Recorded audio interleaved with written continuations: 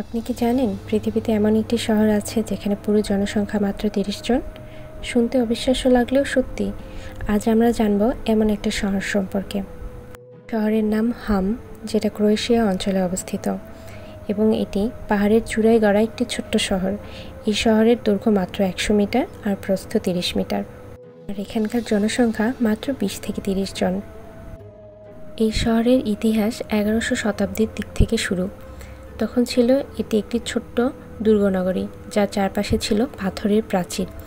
স্থানীয় এক কিংবদন্তি বলে, ইস্ট্রিয়ার বিশাল দুর্গ বানানোর পর দৈত্যদের হাতে নাকি কিছু পাথর বাকি ছিল, সেই পাথর দিয়েই নাকি শুরু হয় এই শহরের।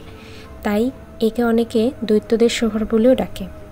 এই পুরো শহরটি ঘুরে দেখতে মাত্র সময় লাগে ১০ থেকে ১৫ মিনিট, কারণ এখানে আছে কেবলই একটি চার্চ, একটি রেস্টুরেন্ট, একটি পোস্ট অফিস আর কিছু ঘরবাড়ি। শহরের প্রবেশদ্বারটি তৈরি লোহার পুরনো গেট দিয়ে, যেখানে মধ্যযুগীয় অক্ষরে নাম খোদাই করা আছে। চার্চের ভেতরে দেখা যায় শতাব্দী প্রাচীন ফ্রেস্কো পেন্টিং, যা হুম শহরের সবচেয়ে মূল্যবান ঐতিহ্য। আজকের দিনে হুম একটি জনপ্রিয় পর্যটন কেন্দ্র। প্রতি বছর হাজার হাজার ভ্রমণ পিপাসু মানুষ এখানে আসে এই ছোট্ট শহরের সৌন্দর্য আর নীরবতা উপভোগ করতে।